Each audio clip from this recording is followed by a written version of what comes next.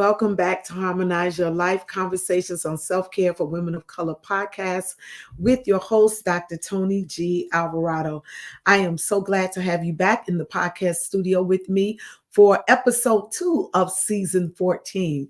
Yes, this is season 14, episode 2 in the month of October 2024, where we'll be talking today about self-care and safety as we talk with an advocate for domestic violence awareness and a woman who teaches and works with survivors in this area. I just believe that self-care also includes the safety of women. So we can't now have conversations about self-care, health, and wellness for women of color without addressing issues such as domestic violence. Because this is the month of October, we've already had conversations around breast cancer awareness, but we do not want to leave out this critical conversation around safety and around advocacy for domestic violence awareness and survivors. Okay, so we'll be right back with our next guest right after this.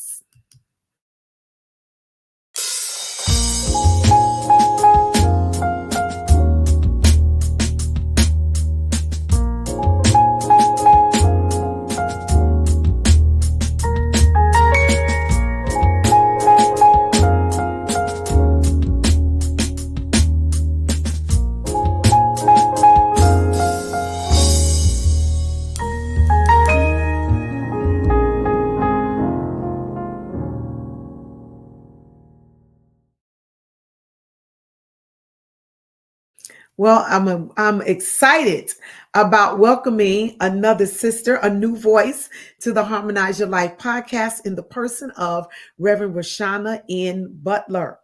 Reverend Butler is an ordained itinerant elder serving at the Cathedral of Turner Chapel AME Church in Marietta, Georgia, where she has been heavily involved in various ministries for the past 24 years and presently is appointed as the Minister of Alumni Engagement, as well as provides leadership over the Domestic Violence Awareness Ministry and the prison ministry there. Professionally, she is the Director of Alumni Engagement for the Candler School of Theology, where she engages some of the most brilliant and creative minds in theology, education, and is presently a Doctor of Ministry student focusing on the clergy response to domestic violence.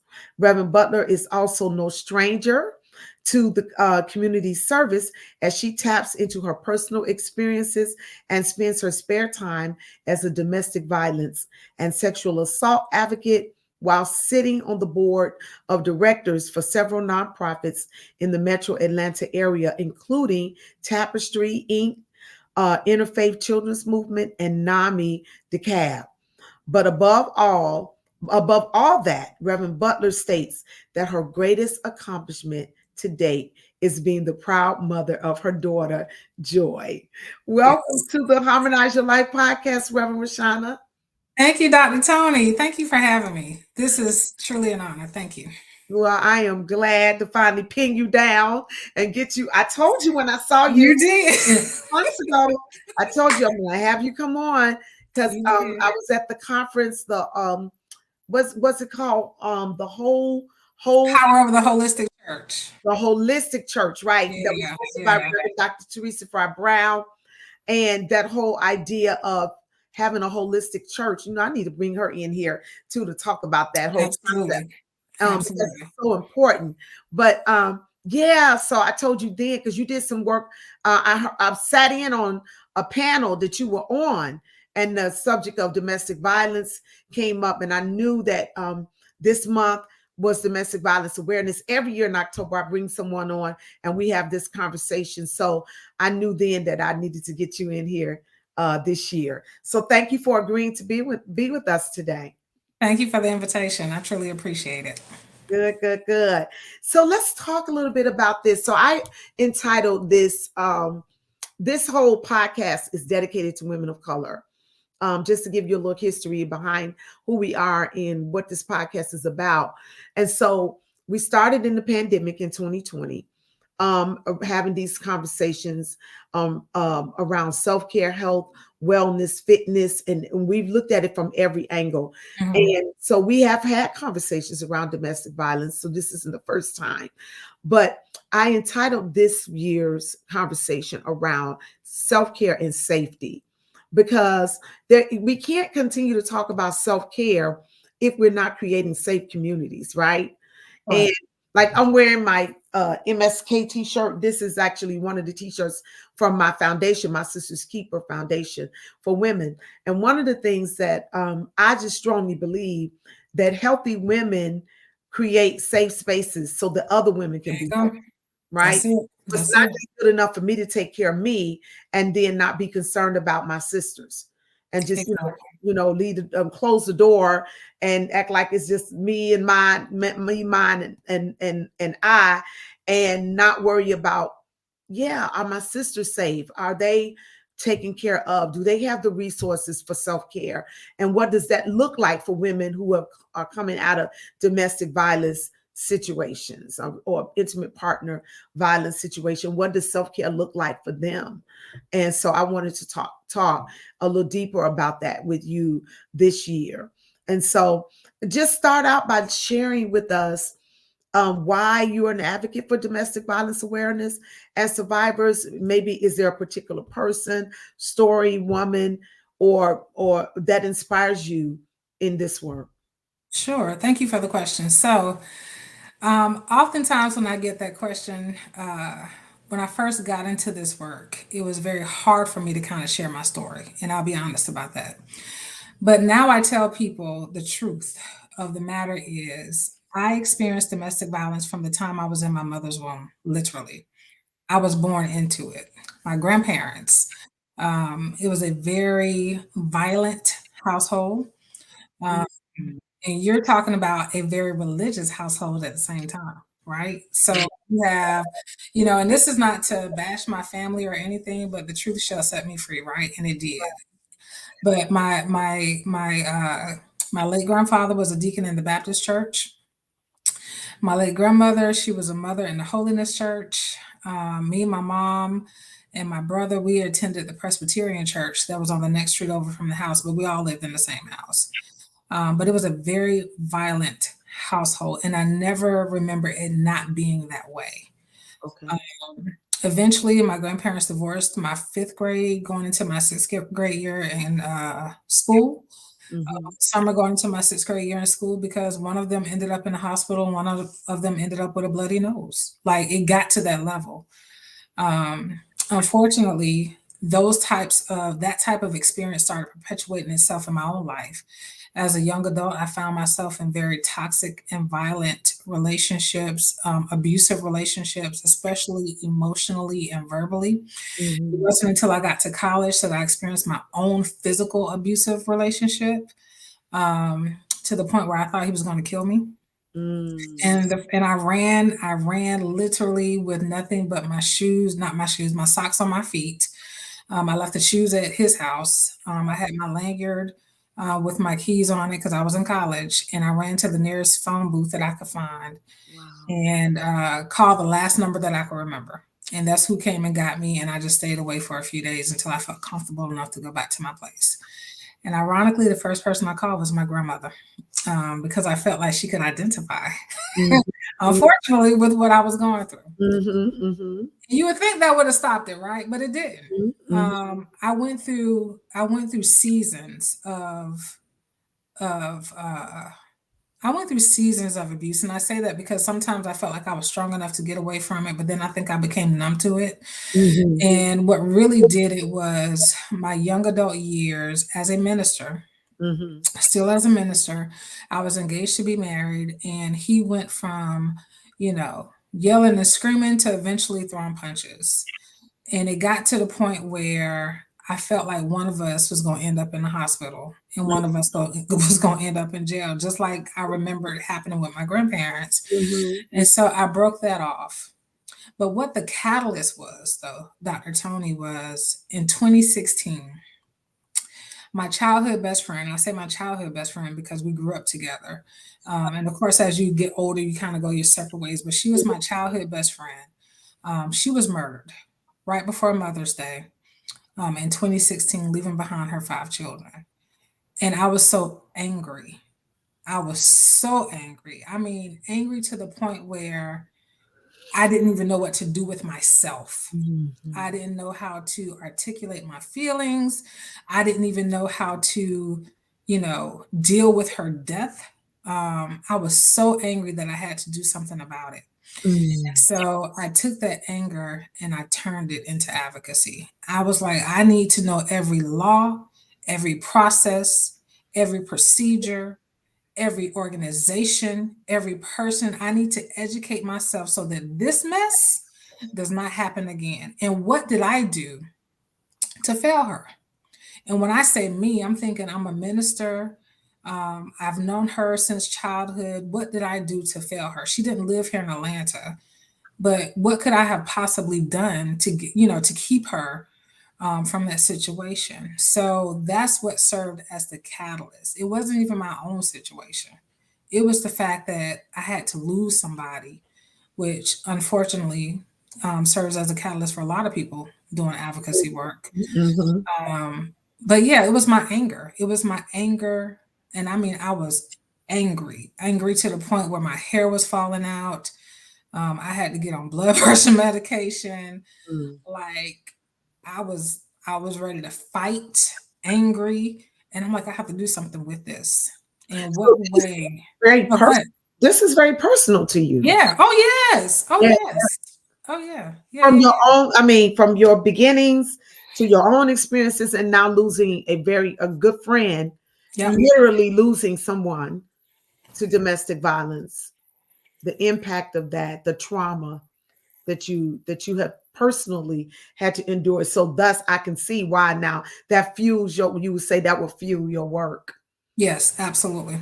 And now I Absolutely. understand why you're even more so concerned about it when you talked about your religious background, your family being in the church, but yet this was what was going on at home. Now I Yep. understand why you're even more passionate about that in your DMin work, addressing it from the standpoint of the parish, the church, Yes. Yes. Absolutely. because we hide there, right? There you go. There it is. That's it. Say it again. We do what? We hide. We hide and we don't talk about it. We act like it does not exist. We act like it does not. It so, and I'm just going to share this because we kind of got started on this. So when I was getting my MDiv thesis was on the lack of the church's response to domestic violence. Because I wanted to know, why aren't churches addressing this thing? Why are we so silent? Why? I mean, and it didn't matter whether it was a black church, white church, Yeah. whether it was Mhm. Catholic, AME, Baptist. Like there were no churches that had any procedure, like nothing as it related to domestic violence that I did research on during that period. And even when I interviewed some pastors, I came up on some shocking stuff that I was like, this is the reason that you're not addressing domestic violence, because you don't want to lose your tithers, or because you don't want to lose your leadership, or because what would the church say about you. You're supposed to address it. The church needs to know what your stance is Mhm. on Mhm. domestic violence. The Mhm. congregation should know what your stance is on domestic violence. Mhm. Mhm. But yeah, we don't talk about it. No. Mm. Mm-mm. And in recent times, I know I'm being a pastor. Um, Mhm. we have addressed it. We've had forums and things of that nature, but I think we can even go deeper. And when you said what are our procedures around it, I think that's a whole nother conversation. Like, Absolutely. how do we implement procedures for people to feel safe to come forward about those things, and then where are the limits, where are Yes. our legal, I guess, what's our legal ground where that's concerned. We were talking about adults. Now of course we know if there's something involving children, we are mandated to report things. Yeah. But when you're talking about adults, sometimes you wonder where your limit, as a pastor, I can Mhm. say Mhm. sometimes you wonder where's your legal standing, or where's your ground. Right. Does that make sense? It makes plenty of sense. And Mhm. I think it takes for To your point, even understanding what the parameters are to how you can even start the process to begin with, Right. because it may not even be you. You may not even be the point person as the pastor. You may be able to identify Someone someone in in the your leadership that has the passion, that has the skill, that Mhm. has the capacity, emotionally, mentally, and spiritual capacity to take on the leadership of dealing with this thing called domestic violence. And it may be the women's ministry leader. It may be somebody that's in the lay that you have not even identified yet because you don't know that's their passion.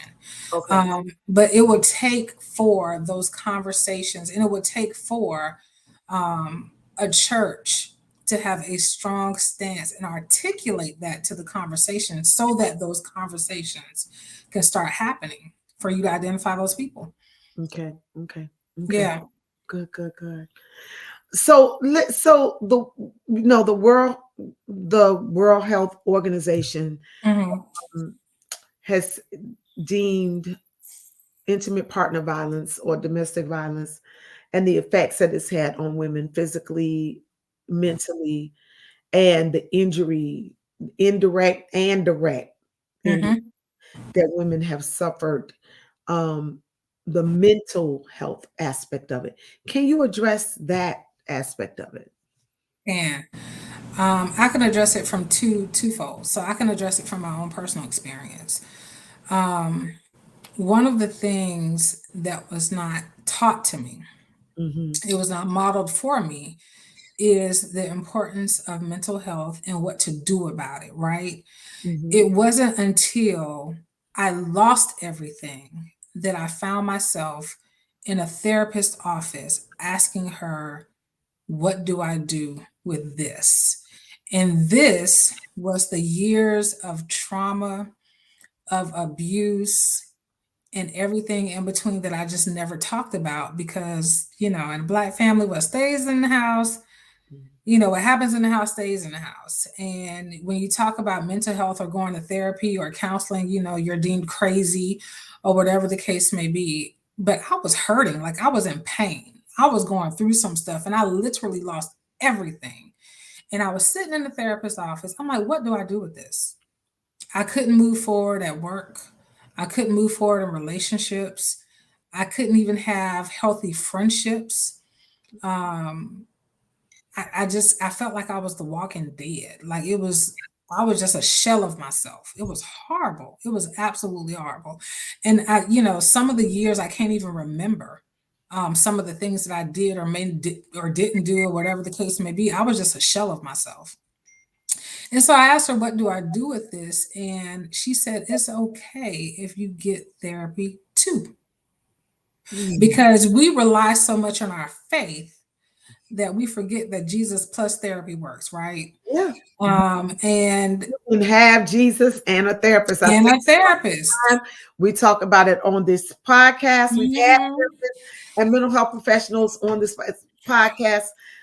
My sister-in-law is the head of psychiatry at Children's Healthcare of Atlanta, here in Atlanta. Hmm. Hmm.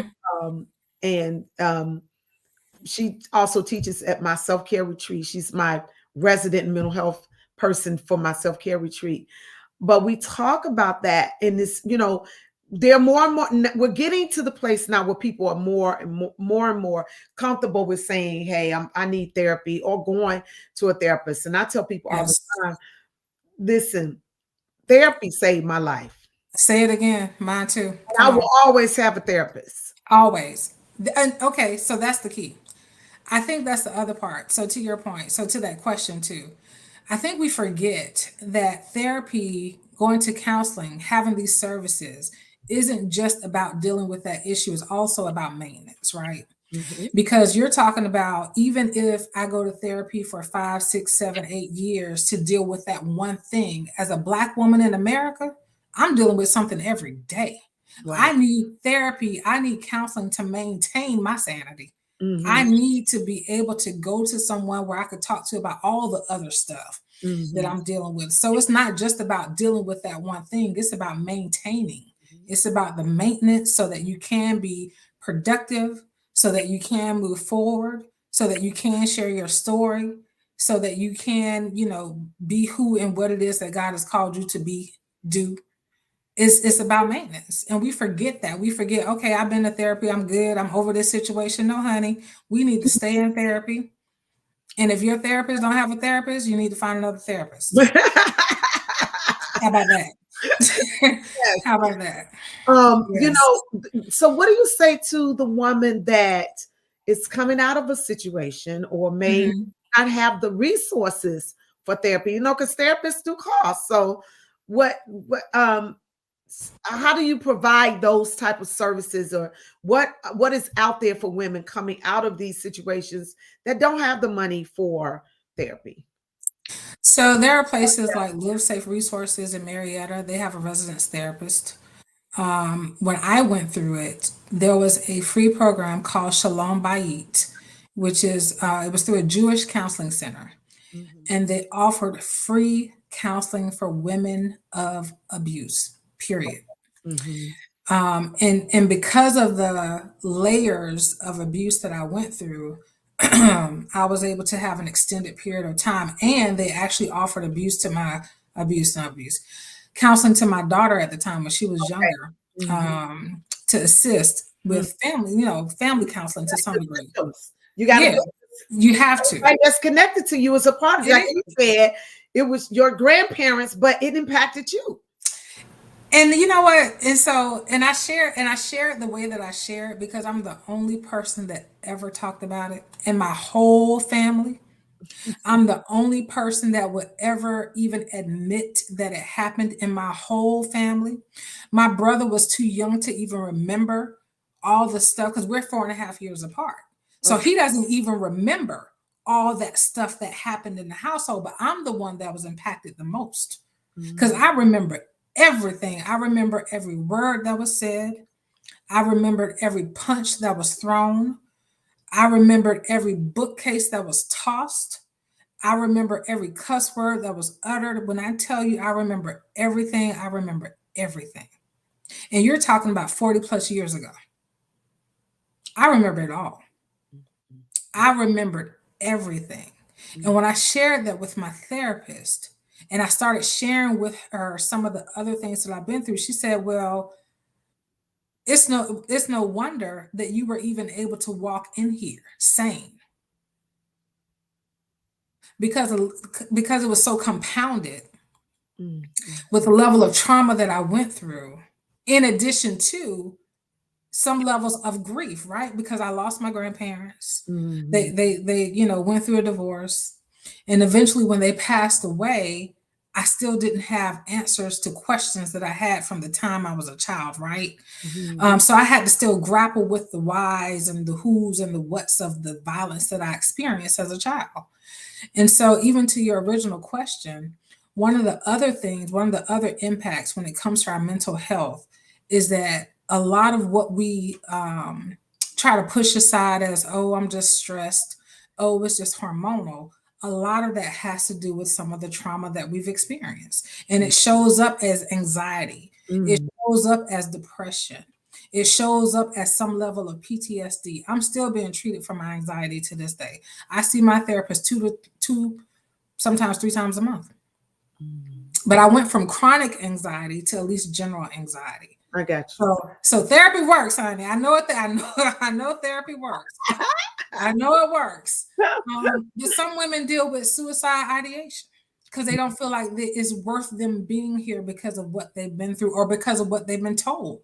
You So, know. so that leads me down to the other question I was going to ask you was, when you say some deal with suicide ideation, then some, is that a way of escape for them, or what do you say to the woman that's struggling with leaving? Like, why do women stay? Why do we stay? Ooh, that's the $1 million question, right? So, And you I'm know, sure that's layered. I'm sure that's a yeah, little. oh, multi-layers. So you're talking about, a way of escape. So you're talking about the suicide ideation, some of them substance abuse, right? Mhm. Some of them tend to continue entering into toxic relationships as a way to deal with whatever they're dealing with. But one of the main reasons why people stay is because sometimes the abuse will escalate if they try to leave. It would get worse. That's why the homicide rate has increased when it comes to the intimate partner violence. That's why there was so much um, struggle with trying to get these laws passed for offenders not to have firearms, right? Because it increases, and that's, I mean, that's a scary thing. If you tell me to my face that if I can't have you, nobody else can have you, to me that's a threat, right? Another reason why people stay, the financial implication. I mean, if he's the breadwinner or he makes the majority of the money and we have children together or we have property together, whatever the case may be, they just passed a law to where you can break your lease in the state of Georgia if you are a victim of domestic violence. I can't remember the correct terminology, but that you can break your lease. Just think about me trying to leave a violent relationship and I break my lease and now I have to pay for a lease. Right. And then because I broke my lease, I can't get another lease on an apartment. So the financial implication. And it's another thing that people don't want to talk about, but we have normalized toxic relationships in our society. Oh, talk about that. Come on. Listen, we have normalized them. We have In what way? celebrated them. Tell me, how have we normalized them? I hear what you're saying. I just want to give, so we can identify why and how are we normalizing these things?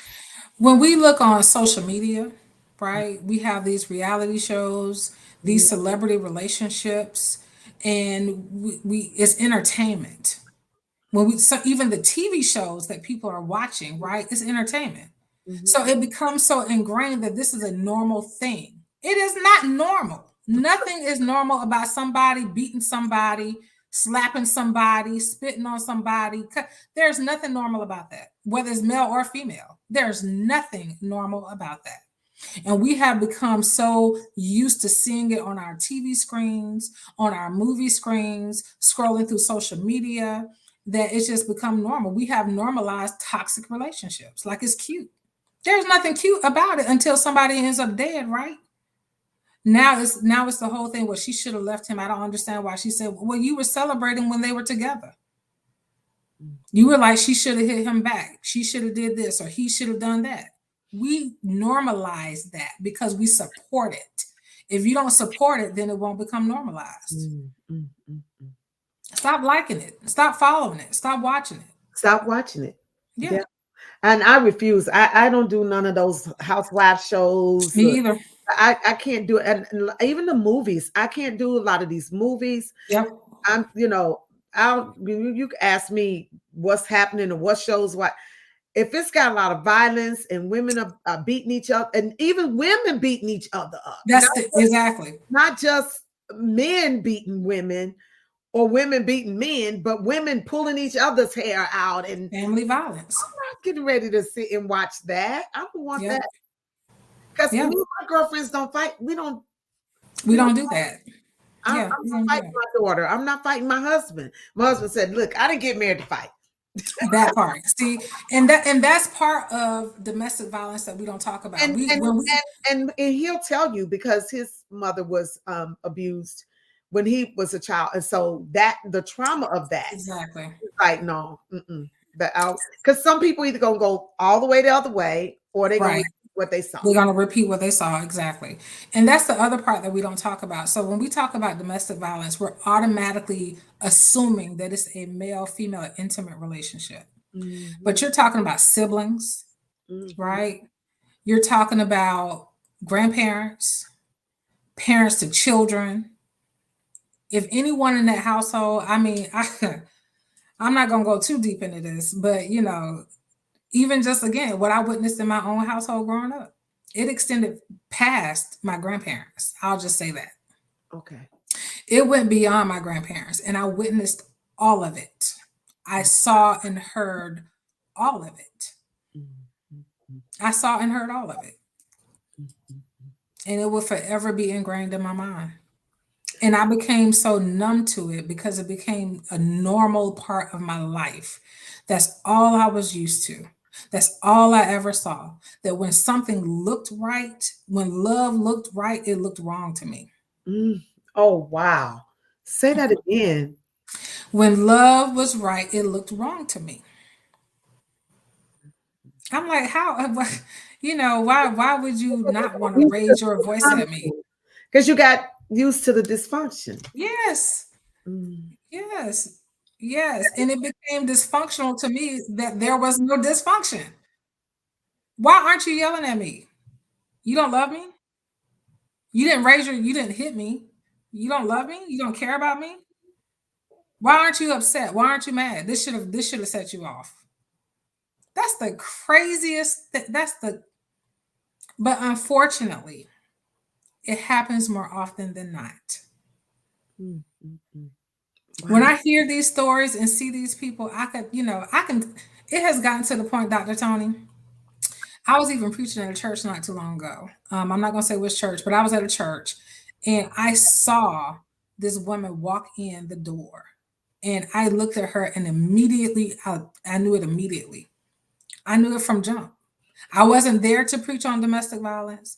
I wasn't there to address So domestic violence. that was another question I was going to ask you. So how do you I did like because a lot of people are not comfortable saying that this is what they're in. So are there some signs as a community that we can kind of look for? Mm-hmm. And I tell people this all the time. Majority of the signs are not visible. You're Okay. not going to see bruises, right? You're Mhm. not going to see scratches. You're not going to see black eyes, but you'll see withdrawal. Mm. You'll see changes in behavior. You will Okay. see anxiety. Mm. You'll see them backing down away from stuff. You'll see them always saying no. You'll see them being secretive. Those are the things that you will see that we really have to open up our eyes to see, Mhm. because those are the people that we tend to ignore. When, even for myself, I'll disappear quick. Mm. Like I'm already introverted. You know what I have a term that I use with my members is when I start seeing somebody who was very active, all of a sudden become inactive Mhm. or missing in action. And they may not leave the church, but I say I, sometimes I'll reach out because people get lost in the house, Exactly. Yeah. Yeah. and they become invisible. That's it. Wow. Okay. Physical. Yeah. Wow. Yeah. Those are the bonds. Yeah. Ooh, ooh. So looking for those kind of things.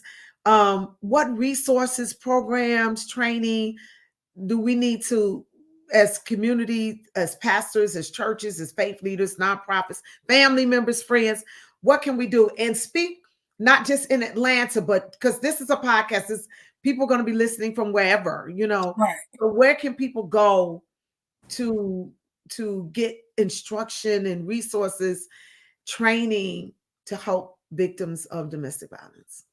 So you So know the number one, themselves. yeah, the number one resource that I would refer people to is the National Coalition Against Domestic Violence. It's the number one grassroots nonprofit organization in the country. And they have resources. Say it again slowly. I'm gonna put it because we're on YouTube as well. So Okay. make a banner for it and put it up there so people can see it. So Mhm. what is it again? It's the National Coalition Against Domestic Violence. Mhm. Okay. And you can actually, the website is thehotline.org. Domestic violence and the National Coalition of Domestic Against Violence. the, mhm. Okay, so I'm gonna add that, and then I'm gonna create another banner for the website. What's the website? You can also go to the hotline.org, which is the National Domestic Violence Hotline as well. Um, hotline.org. Yes, ma'am. Okay. All right. Okay. So I wanted to put that out there because I want people to be able to see. They can go to the National Coalition of Domestic Violence. If you're listening to this podcast and you're not on YouTube watching it, you're on YouTube, you see the banner there, National Coalition of Against Domestic Violence, and the website is hotline.org. Hotline.org. If you're not on YouTube, I want to invite you to go to YouTube, like and subscribe to the channel, because you can share these conversations, share these videos, and we can be a support to our community by sharing these critical life-saving conversations, such as the one we're having today with Reverend Raushanah. So as we can go there, and then maybe are there other resources, Reverend Raushanah? So on a national level, those are the two that I would suggest, because you can filter through based on your based on your state, and it'll give you resources based on your state.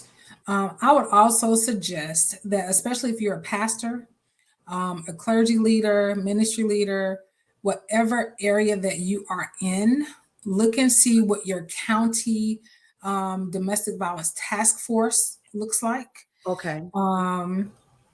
Because that would be another place to get resources. Mm-hmm. I would also, look into see what task forces they have in the city. Mm-hmm. Mm-hmm. And I always use Live Safe as an example, because that's where I went first to do my training for domestic violence and sexual assault. Live Safe. And Live Safe Resources. It's in Marietta, Georgia. Okay. Mm-hmm. But I mentioned them because a lot of other organizations also do volunteer advocacy training, and or have resources available for you to be able to share. If you are, like if you don't feel equipped enough to talk about it, just share a brochure. They have printable brochures, or they can send them to you for you to share with others. But I mentioned Live Safe simply because one of the things that I found fascinating was when I first did my training, I introduced myself as a clergy person, and I could already see what the disconnect, what the pushback, like, oh, whoa, do we really want to talk to her? And it was nothing against Live Safe. It's just that the community, the advocacy and the community and the faith-based communities always been disconnected. Okay. Why? Because we tell people to pray about it while they're trying to save lives, right? Go pray about it, baby. See what the Lord tell you. Pray about your relationship. God frowns upon divorce. I mean, does he? Right. And or and then there's some that teach that they need to stay, and Yep. all of that. Not in our church. We like no. Well, and that kind of goes back. I literally counsel people and was like, y'all are a train wreck. That's it. Be Especially honest. you see it in premarital counseling. There it is. All the time. What you see while you dating, right. It's gonna be on steroids. Exactly. So don't look the other way. Don't act like it's gonna go away and make excuses for it. No. And then sometimes it's the other way around. We've had women who've been abusers of. Absolutely. Right. Absolutely. So, absolutely.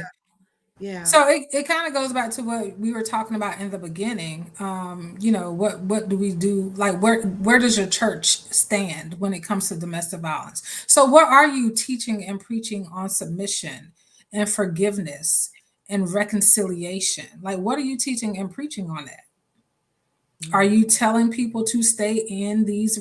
Is your theology perpetuating the violence? Is it? Wow.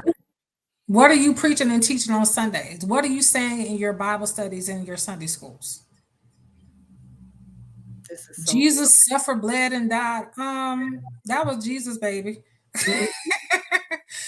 God didn't tell me to stay in this abusive relationship. No, he did not. That does not bring God glory. No, there you go. That does not. God loves me too much for me to stay in an abusive relationship. Exactly. God has too much purpose on my life for him to see me beaten and cursed at and spat upon. That's the message of hope. That's the message. Liberation. That's the message of freedom. That's it. Yes. That's it. Because self-care without safety is not self-care. It's not. It's not. I am so grateful. I want you to do one last thing for me. There are survivors who may be listening that may want to become advocates like you. How do they do that? Back to what I said before, Jesus and the therapist works. Mm-hmm. Make sure you do the work first on yourself. Mm-hmm. Make sure that you take the journey and the path that you need to take to for healing and for wholeness and for transformation.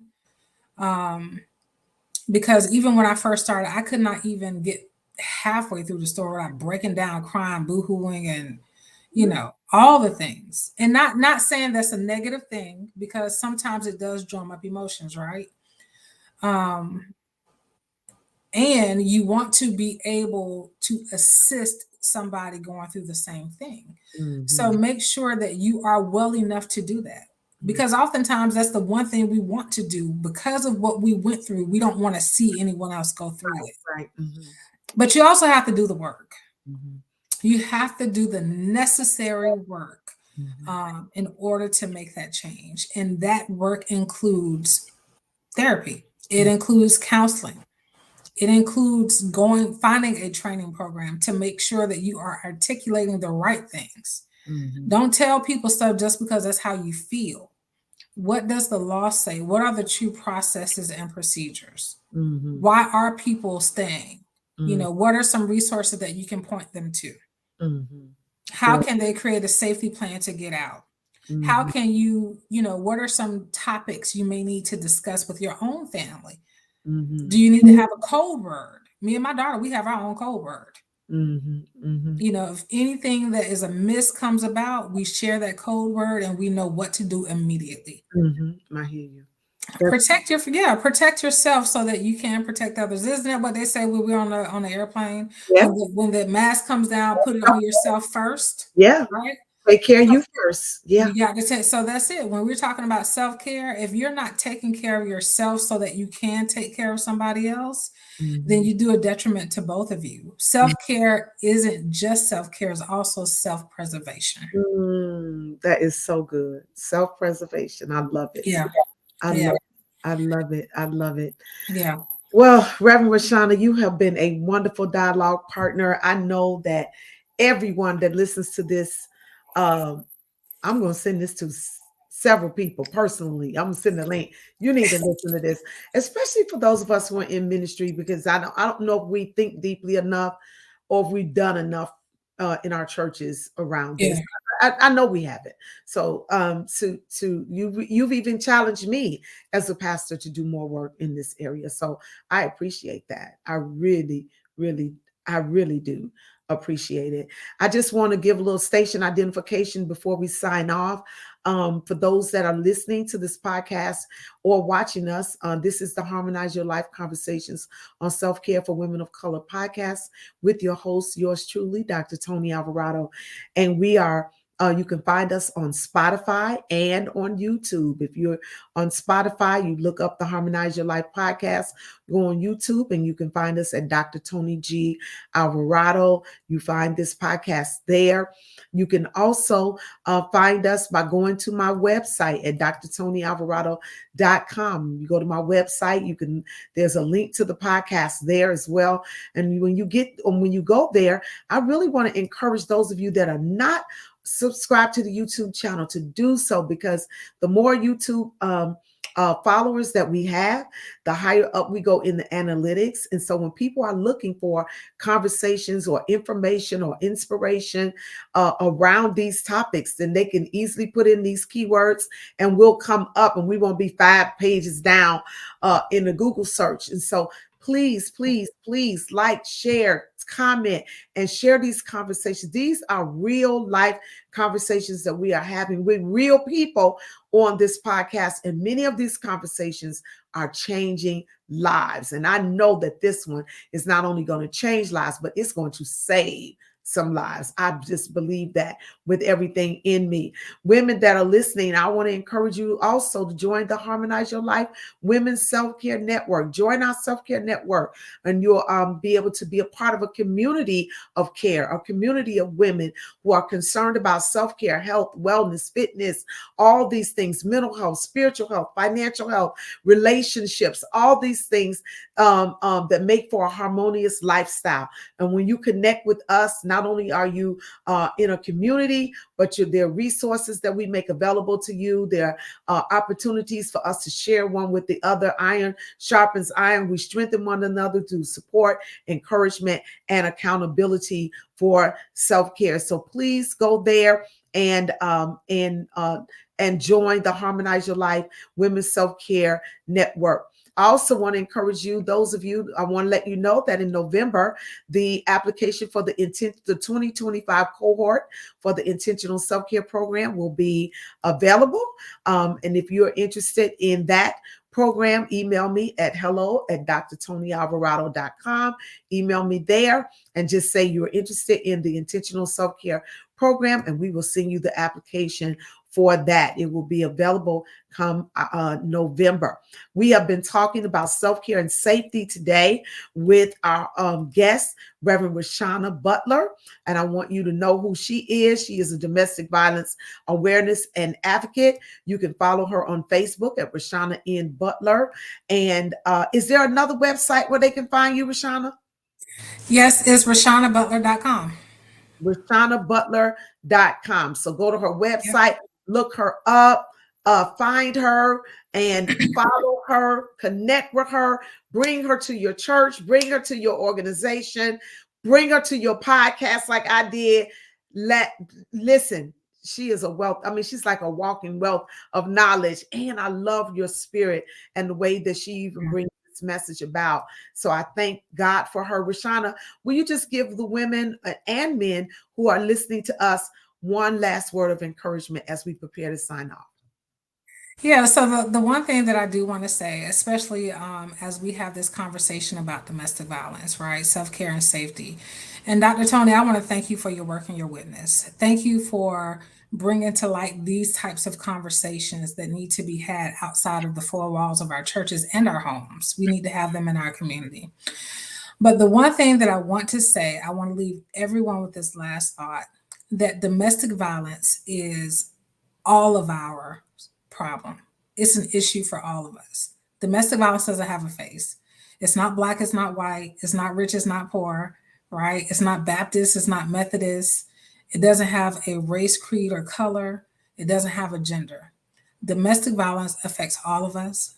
So it's a problem that we all have to work towards eradicating. So let's all do the work together. That is a clarion call. Yeah. Clarion call. Domestic violence is all of our problem. Yeah. So let's collaborate and do this work together. Together. Thank you again for your witness. Thank you for your work. Congratulations on your work. I'm praying for you as you finish up that D-men. We need it. We need it. We need it. So I'm praying for your strength as you work through that and get that done. All right. Yes, Lord. Yes, Lord. Get it done. All right. All right, everybody. This is our second episode for the month of October, season 14, episode 2, which will close out our month for October's conversations. And we'll be back next month in November with more intriguing, informational, inspirational, motivational conversations on self-care with your host, Dr. Tony G. Alvarado. We'll see you soon.